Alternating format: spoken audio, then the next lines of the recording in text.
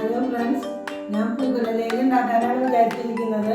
അതിൻ്റെ ഇൻഗ്രീഡിയൻസ് എന്താണെന്ന് കാണിക്കാം. പൂക്കുല അടർത്തി എടുത്തിട്ട് ഞാൻ പ്രഷർ കുക്കറിലിട്ട് ഓരോ വിസിലടിക്കുന്നവരെ വേവിച്ചെടുത്തതാണ്. ആ വേവിച്ചെടുത്ത വെള്ളമാണ് ഇതാണ് അതിൻ്റെ കറി, ഇതാണ് അതിൻ്റെ സത്ത്. പിന്നെ 1/2 കിലോ വെള്ളം ഉരുക്കി വെച്ചിട്ടുണ്ട്. ഒരു തേങ്ങയുടെ 2-ാം പാലും 1-ാം പാലും എടുത്ത് വെച്ചിട്ടുണ്ട്. പിന്നെ ആരോറൂട്ട് പൗഡർ 1 കപ്പ് എടുത്തിട്ടുണ്ട്. ഏലക്കായ 4 ചതച്ച് വെച്ചിട്ടുണ്ട്. 2 ടീസ്പൂണ് നെയ്യ്. ഇതൊക്കെയാണ് ഇതിൻ്റെ ഇൻഗ്രീഡിയൻസ്. പൂക്കുല വേവിച്ച് വെച്ചതും അത് വേവിച്ച വെള്ളവും അത് അരയ്ക്കാൻ ബാക്കി വരുന്ന 2-ാം പാലും കൂടി ചേർത്ത് അരച്ച് വെക്കാം. പൂക്കുല വേവിച്ചത് ഞാൻ അരച്ചെടുത്തു. അരച്ചെടുത്തത് ഞാൻ പറഞ്ഞിട്ടുണ്ടായിരുന്നു. ഇത് വേവിച്ച വെള്ളവും 2-ാം പാലുമാണ് യൂസ് ചെയ്തത്. ഇനി ഇതൊന്ന് വെന്ത് പകുതി പറ്റിലാകുമ്പോൾ നമുക്ക് 1-ാം പാൽ ഒഴിക്കാം. ഇത് നന്നായി തിളച്ചു. ഞാൻ മൂടി വെച്ചിട്ടാണ് തിളപ്പിച്ചത്. ഇനി അത് തുറന്ന് വെച്ചിട്ട് നന്നായി വറ്റണം. പിന്നെ ഒരു കാര്യം പറയാനുണ്ട്, ഞാൻ അരച്ചെടുത്തപ്പോൾ കുറച്ച് വലിപ്പം കൂടിയ പൂക്കുലയാണ് എനിക്ക് കിട്ടിയിട്ടുണ്ടായിരുന്നത്. അപ്പോൾ ഞാനിത് പിഴിഞ്ഞെടുത്തു. അപ്പോൾ കുറച്ച് കൊറ്റൻ കിട്ടിയിട്ടുണ്ട് കേട്ടോ. ഇങ്ങനെ നമ്മൾ അരച്ചെടുക്കുമ്പോൾ നോക്കണം, അതിന് ഇതേപോലത്തെ ഇങ്ങനെ കൊറ്റൻ ഉണ്ടെങ്കിൽ അത് പിഴിഞ്ഞെടുക്കണം. എനിക്ക് ഇതിൻ്റെ ഇതിന് പൂക്കുലയിൽ നിന്ന് കിട്ടിയ കൊറ്റനാണിത്. ഇത് ഞാൻ കളയും. ഇത് ചെറുതായി കുറുകി ആദ്യത്തെ പാൽ ഒഴിച്ചിട്ടുള്ള ക്രീം നമുക്ക് നന്നായി ചെറുതായി കുറുകി വന്നു. നമ്മൾ 4 ഏലക്കായ ചതച്ച് വെച്ചിട്ടുണ്ടായിരുന്നു. അത് അതിലേക്കിടാം. അതിൻ്റെ കൂട്ടത്തിൽ നമുക്ക് 1-ാം പാലും ചേർക്കാം.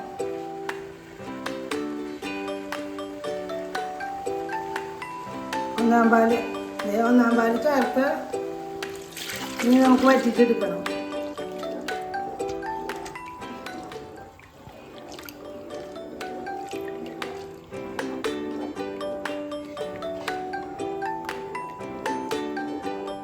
ഇതൊന്ന് നന്നായി തിളച്ച് കഴിഞ്ഞാൽ നമുക്ക് ശർക്കരപ്പാനി ചേർക്കാൻ പറ്റുള്ളൂ. ഇത് നന്നായി പൊട്ടി തെറിക്കും. നമ്മൾ പൊട്ടി തെറിക്കാതിരിക്കാൻ ഇങ്ങനെ ബബിള് വരുന്ന സമയത്ത് നമ്മളിങ്ങനെ ഇളക്കിക്കൊണ്ടിരിക്കുക, ബബിള് വരുന്ന ഭാഗത്ത്. അപ്പോൾ ആ ബബിള് അവിടെ പൊട്ടി പോകുമ്പോൾ മേലേക്ക് തെറിക്കാതിരിക്കും. കരിമീനൊക്കെ ചെറുതായി പൊട്ടി തെറിക്കും. കൂവപ്പൊടി 1 ഗ്ലാസ് വെള്ളത്തിൽ കലക്കി ഒഴിക്കുന്നുണ്ട്. കുറച്ച് കട്ടി കിട്ടാനാണ്. നമ്മുടെ നാട്ടിൽ സാധാരണ അരിപ്പൊടിയാണ് ചേർക്കാറ്.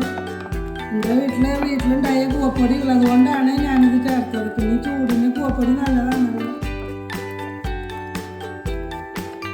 നമ്മുടെ കയ്യിലുണ്ടെങ്കിൽ നമ്മൾ ചേർക്കാം, അല്ലെങ്കിൽ അരിപ്പൊടി ചേർത്താൽ മതി. 1/2 കപ്പ് അരിപ്പൊടി ചേർത്താൽ മതി. ഇത് നന്നായി തെറിച്ച് വരും. നമ്മൾ സാധാരണ വീടുകളിലൊക്കെ വിറകടുപ്പിലും ഉരുളിയിലൊക്കെയാണ് ഉണ്ടാക്കുക. ഇനി നമുക്ക് ശർക്കരപ്പാനി ചേർക്കാം.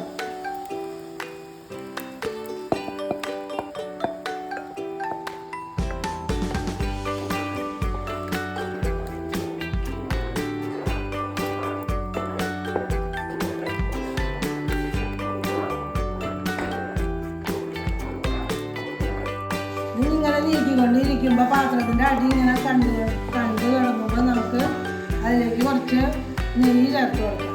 ഒരു 2 ടീസ്പൂൺ നെയ്യ് ചേർത്താൽ മതി. അതൊരു ടേസ്റ്റിന് തേങ്ങാപ്പാൽ ചേർത്ത കാരണം അത്ര തന്നെ ആവശ്യമുള്ളത്. ടേസ്റ്റിന് ചേർക്കുക. ഏലക്കായ നെയ്യൊക്കെ ടേസ്റ്റിന് ചേർക്കുന്നതാണ്. പിന്നെ ചിലർ തേങ്ങാപ്പാൽ ചേർക്കാണ്ട് നെയ്യിൽ മാത്രം ചെയ്യും. അത് കുറച്ചും കൂടി വെള്ളമൊന്നും വറ്റിക്കാണ്ട് എളുപ്പം പണി കഴിയും. പുരാതനമായിട്ട് നമ്മൾ ഇങ്ങനെയാണ് ചെയ്യാറ്.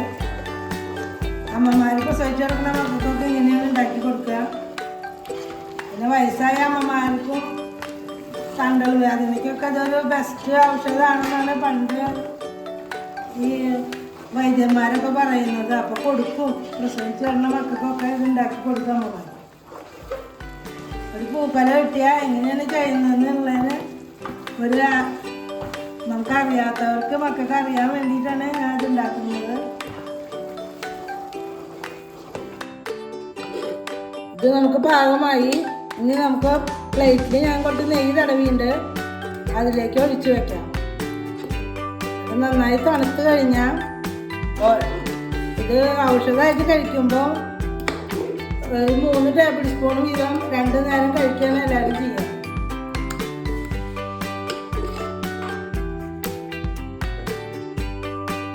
ഇത് ഞാൻ 2 പാത്രങ്ങളിലായിട്ട് തണുക്കാൻ വെച്ചിട്ടുണ്ട്. ഇത് നല്ല ഞാൻ കുറച്ച് കഴിച്ചു നോക്കി. ഇതിന് കയ്പൊന്നുമില്ല. നമ്മൾ ഏലക്കായും പഞ്ചസാരയും വെള്ളം ഒരുക്കിയത്, പഞ്ചസാരയല്ല വെള്ളം ഒരുക്കിയതൊക്കെ ചേർത്ത കാരണം നെയ്യൊക്കെ ചേർത്താൻ നല്ല ടേസ്റ്റ് ഉണ്ട്. എല്ലാവരും ഉണ്ടാക്കി നോക്കണം. നിങ്ങളെല്ലാവരും എൻ്റെ വീഡിയോ കാണണം, സബ്സ്ക്രൈബ് ചെയ്യണം, ബെല്ലൈക്കൻ അമർത്തണം, കമൻറ്റുകൾ ഇടണം. എന്നാലാണ് എനിക്ക് കുറച്ചും കൂടി എല്ലാ വീഡിയോസും നന്നായിട്ടും ചെയ്യാനുള്ള സന്തോഷം ഉണ്ടാവുള്ളൂ. Thank you.